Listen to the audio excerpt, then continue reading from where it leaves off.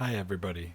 So to start off, I am not somebody that is qualified to teach you opening theory, but that is exactly why I am someone who should teach you about opening. If you haven't heard this already, then you really need to. Opening theory is not a good place to start when you want to get better at chess. You don't want to bog yourself down remembering moves. It just is not worth it. You're not going to get a lot out of it. Instead, you should really learn fundamental opening principles, which I'm hoping to teach you today. So first I would like to show you the 10 golden moves. This setup is unrealistic really, but it is useful because it shows you the natural spaces for your pieces to develop. So in other words, where you could put your pieces in the ideal world. So we begin by moving our pawn up 2 spaces to e4. And this pawn move does a few things. So first of all, it controls the center. And second of all, it unleashes our bishop along this diagonal so that we could move to a better square someday. The third thing it does is it unleashes our queen. However, I really don't recommend that you move your queen out too early because it will often either get in the way of your own development or your opponent will be able to attack your queen and inconvenience you, and you will waste a lot of time. Okay, with black we're just going to be making a waiting move to show you what white wants to do. So white pushes out the second pawn, once again controlling the center. It also unleashes our bishop. This move, this structure that we have here is a pawn duo. So pawn duos are really useful because they give us a lot of space that we can develop our pieces behind them. And they are very strong. Look how many squares they are controlling. All of these squares are controlled by this one pawn duo, right? Because they could attack any of those squares. And in addition, should a pawn ever come under attack, so let's say this pawn was being attacked by a knight and, I don't know, a bishop and even maybe a queen, okay? So there's 3 things attacking this piece. We can always just push it forward and it's instantly defended by another pawn. So these next 2 moves are knight moves, and the reason that we usually move knights before bishops is because the knight not only is defending our pawn, which may be under attack by an enemy knight or another pawn, but it also controls another center square, right? Our knight is hitting this square as well. Same with this knight. Now you might say that we could defend these pawns using our bishop, right? Or this pawn, I guess in this case. We could defend this using our bishop. However, our bishop doesn't have a lot of sight from this position, right? It's hitting both of these pawns, so it can't see over here. And that would mean that we'd want to move this pawn eventually, and also it's just going to clutter up our center a lot. We just don't want to put our bishops here, in general. So usually it's better to move the knights out first. Not always, but usually. Okay, so our next move is just developing our bishops. You can see that the bishops are outside of the pawn chain. Right, they're outside of these. So previously they were hitting a pawn, and they're no longer hitting one of our own pawns. In addition, they are controlling the center squares, right? They're attacking these. So if black wanted to make this move, it's now another piece that is attacking this square. And they're also just on very long diagonals. They're not the longest diagonals in the game, but they are very long. And so these are very strong, well-placed bishops. Our next move is to castle. Now, castling serves a few purposes. The first purpose, and the main thing really, is that our king previously was in a little bit of danger. There's a lot of space for black to maybe slip in attacks. There's also this diagonal, which was kind of weak because the only thing standing between our king and a check was our knight.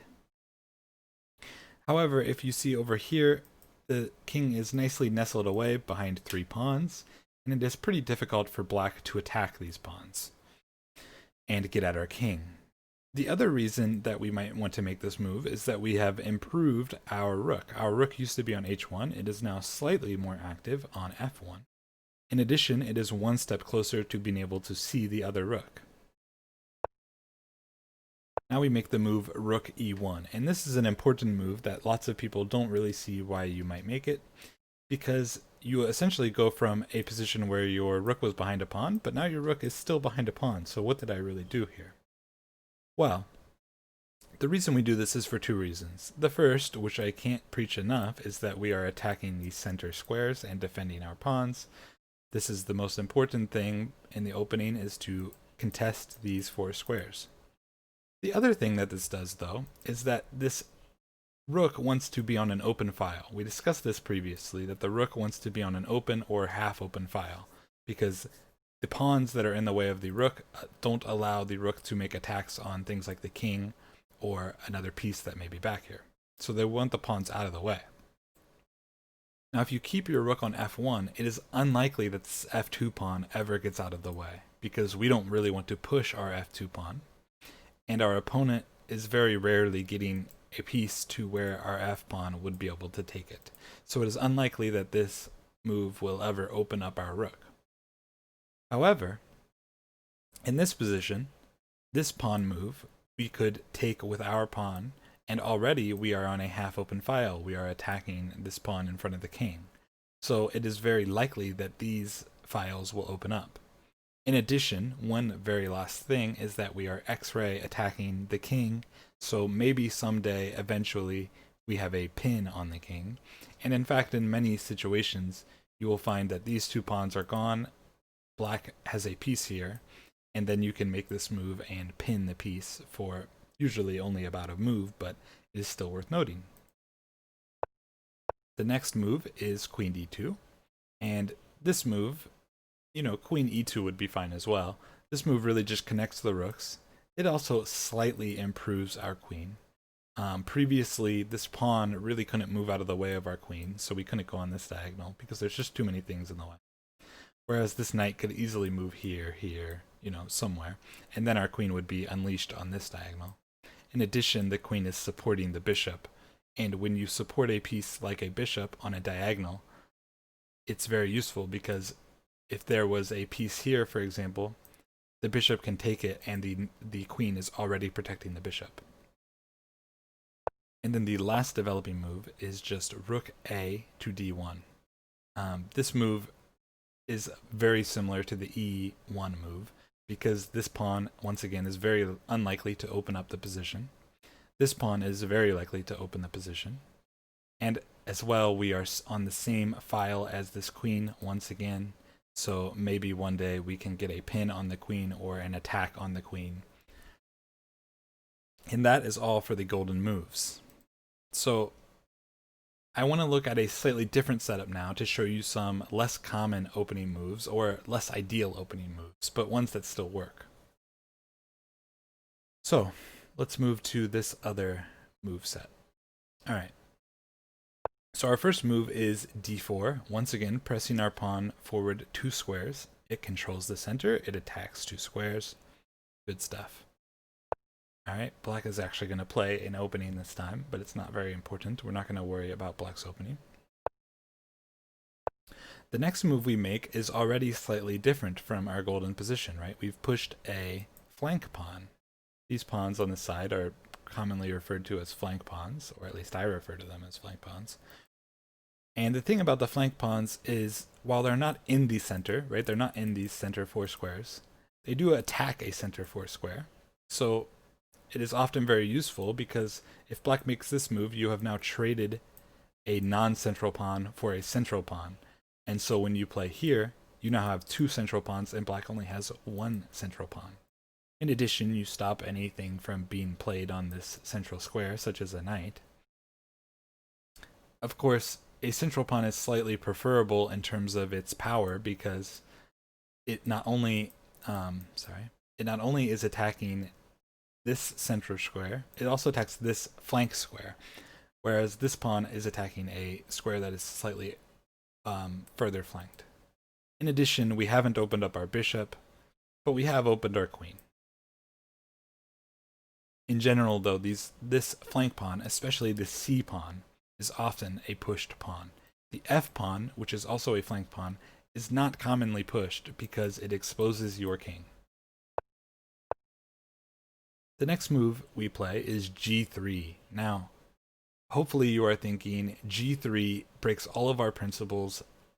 Isn't this a big problem? Why are we playing this move? Well, yes and no. it does break our principles because this pawn is obviously not in the center, and it is not controlling center squares. However, it makes way for this move, bishop to g2. And bishop to g2 does control the center squares. In addition, it gives our bishop a very safe outpost. It is difficult to attack the bishop because it is shielded from attacks from a rook or a queen. In addition, it has a very long outpost, especially if we remove this pawn, and it is attacking the center from a distance. So this is called a fianchettoed bishop, and there is nothing wrong with a fianchettoed bishop. It is a perfectly fine move, despite it not falling within the golden moves. The only downsides to fianchettoing your bishop is because you have not pushed your pawn in the center, you have less space to work with. So generally, when you fianchetto your bishop, you are going to be a little bit cramped and have to play your position within the first 3 ranks. This is less so on the white side of things. More so, if you fianchetto your bishop on the black side, you are very frequently boxed in. And that is just because you did not have the first move tempo, and therefore it is more difficult to claim space. You see, white got to claim space right off the bat, and then claimed even more space with his second move. But okay. So now, look, we've given up a pawn, and you'll notice that there's no way to actually recapture this pawn immediately. However, this is what is called a gambit, and it is not uncommon to use a gambit in your opening preparation. So, a gambit is when we give up some material in exchange for what we call compensation. And compensation is usually either that our pieces are improved, or we have gained some tempo, or both. So in this case, we have improved our bishop. Previously, our bishop only saw to this square, which was a protected pawn. Now our bishop sees to this square, which is still a protected pawn, but it is protected by a bishop rather than another pawn. And the bishop wants to leave this square someday, so it might not always protect this pawn. And in addition, we are also 1 square closer to attacking this rook. So we have improved our bishop, and also we have gained a lot of space. We have quite a bit more space than black does, because black spent this move capturing our piece, and we have all of these squares available, whereas black really only has these squares. So we have a little bit of a space advantage, and our pieces are a little bit better. Also, I will challenge you to play around in this position and see that black really can't hold on to that piece for very long. White plays a move like queen c2 or queen a4, and it is just very difficult to hold on to this pawn, and often you will just give up this pawn. And now we will see that white makes a standard developing move. This is one of our golden moves. Now, the thing is that white can't threaten either of these moves because our pawn is being attacked on d4. And so we need to move our knight out to defend the pawn once again and also defend the square. So you'll see that even when we make these moves that are not our golden moves, we still are keeping the same ideas in mind. We're moving our knights towards the center, we're protecting our pawns, we're attacking the center. And the next move would be just castle, which again is a standard move, get our king out of the center. And you'll notice one other benefit with the fianchettoed bishop is that one day, should this bishop be gone, our king now has a square to avoid a back row checkmate, which can be very helpful, although not always, because as we discussed earlier, this square is not the ideal square. Usually this square is the ideal square, or an escape square. And so sometimes you will have to push this pawn as well. That is not so important right now. But what I wanted to stress by showing you this game, or this opening rather, is that there is really no hard and fast rule to anything in chess. And the whole point is that you find your own creative ideas. But the thing is that you will notice that even though in this position we played kind of odd moves, or moves that didn't follow our golden rule anyway, or our golden moves, the pieces are still going to end up on very similar squares, right? So our bishop is probably going to develop out to a very similar natural square. Our knights are always pretty much going to develop onto these natural squares. And our basic fundamentals of attacking the center, expanding with our pawns, getting our bishops a very long diagonal, moving our knights toward the center, controlling these 4 squares. These are all things that will happen in almost any opening that you choose. So it's really important that you understand those ideas, even though you might not always make those exact moves that we made in the first game. That's kind of the whole point of showing you the 10 golden moves. So I hope you learned something about openings in this video, and I hope that you don't try to memorize opening moves. Just let that wait for a while. You know, when you become a stronger player, you can memorize moves and become, a very strong opening player. But the problem right now is that you are going to try to remember moves and forget them and make mistakes and end up in a worse position. The other problem is that most people don't even play the correct moves against you, so you will very quickly, in this position, I showed you some moves that you could make, right? But your opponent could also play this move instead of knight out, right? So now you have to remember a whole new category of moves. Your opponent could have also started with this move. Now you have to remember a whole new category of moves, right? So there's just far too many moves for you to remember right now, and you should be focusing on other things, just trying to get into a playable position and play the game out from there and learn the more interesting things like tactics and positional play. So yeah, I hope you enjoyed this video. Please like and subscribe, and if you have any suggestions, any feedback, please give it in the comments below. And thank you all for watching. I really appreciate it.